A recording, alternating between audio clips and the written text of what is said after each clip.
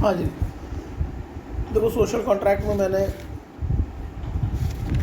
मैंने राज की उत्पत्ति में दैवी उत्पत्ति का सिद्धांत हो गया है, शक्ति सिद्धांत हो गया है, और सामाजिक समझौते सिद्धांत में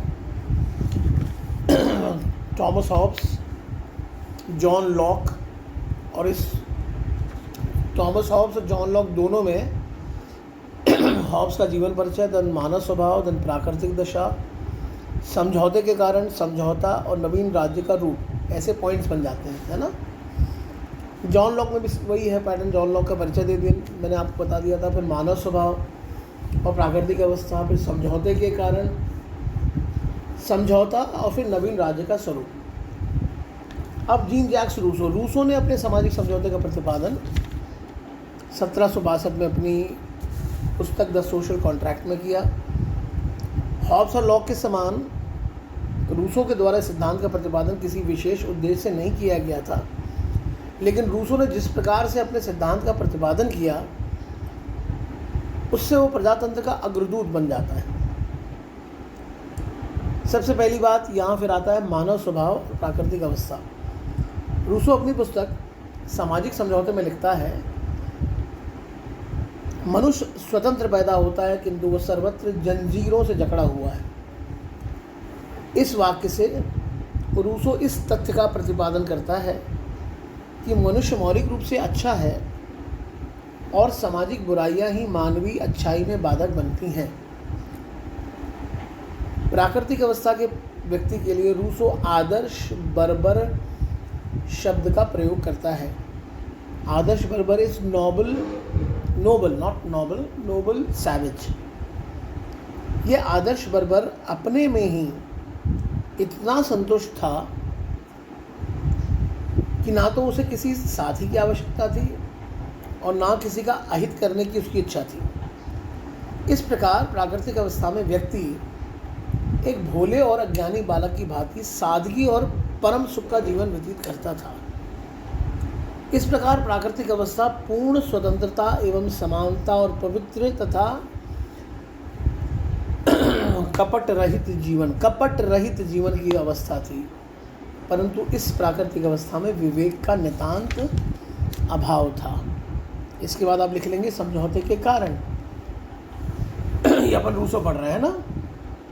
प्राकृतिक अवस्था आदर्श अवस्था थी, लेकिन कुछ समय बाद ऐसे कारण उत्पन्न हुए जिन्होंने इस अवस्था को दूषित करना प्रारंभ कर दिया, जैसे कि कृषि का आविष्कार हुआ, भूमि पर स्थायी अधिकार हुआ, और इसके परिणाम स्वरूप संपत्ति property, the problem of so many things. और प्रॉपर्टी के आने के बाद मेरे और तेरे की भावना का विकास हुआ कि ये मेरा है, वो तेरा है। ये सब प्रॉब्लम शुरू हुई जब प्रत्येक व्यक्ति अधिक से अधिक भूमि का अधिकार करने की इच्छा करने लगा तो शांतिमय जीवन नष्ट हो गया। समाज की लगभग वही दशा हुई जो हॉब्स के प्राकृतिक दशा में थी। रूसो संपत्ति को समाज की स्थापना के लिए उत्तरदायी मानता है। प्राकृतिक दशा का आदर्श रूप नष्ट होकर युद्ध, संघर्ष और विनाश का वातावरण उपस्थित हो गया। युद्ध और संघर्ष के वातावरण का अंत करने के लिए व्यक्तियों ने पारस्परिक समझौते द्वारा समाज की स्थापना का निश्चय किया। ठीक है। इसके बाद हेडिंग आ जाएगी समझौता। इस असहनीय स्थिति से छुटकारा प्राप्त करने के लिए सभी व्यक्ति एक स्थान पर एकत्रित हुए, है ना। एक स्थान पर एकत्रित हुए, उनके द्वारा अपने संपूर्ण अधिकारों का समर्पण किया गया, किंतु अधिकारों का ये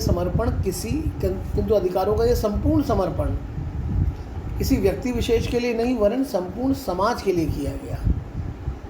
समझौते के परिणाम स्वरूप संपूर्ण समाज की इस समझौते के परिणाम स्वरूप संपूर्ण समाज की एक समान इच्छा उत्पन्न होती है और सभी व्यक्ति इस समान इच्छा के अंतर्गत रहते हुए कार्यरत रहते हैं।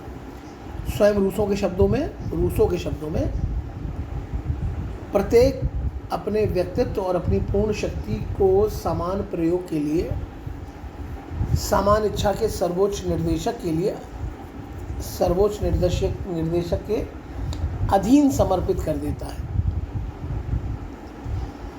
और तथा एक समूह के रूप में अपने व्यक्तित्व तथा अपनी पूर्ण शक्ति को प्राप्त कर लेता है।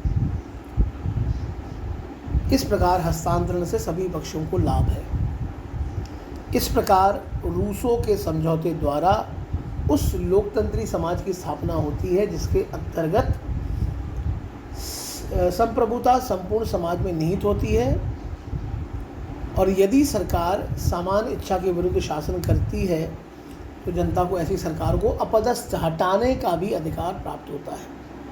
इसके बाद मैं आपको एक बता दूंगा criticism of social contract theory और रूसो का इस पार्ट का इंग्लिश भी बता दूंगा। ठीक है, थोड़ा जल्दी जल्दी मैं भेजूंगा, थोड़ा बिजी था, थोड़ा मूड नहीं था, बट आई एम रीस्टार्टिंग, है ना। Sorry for the inconvenience. चलिए।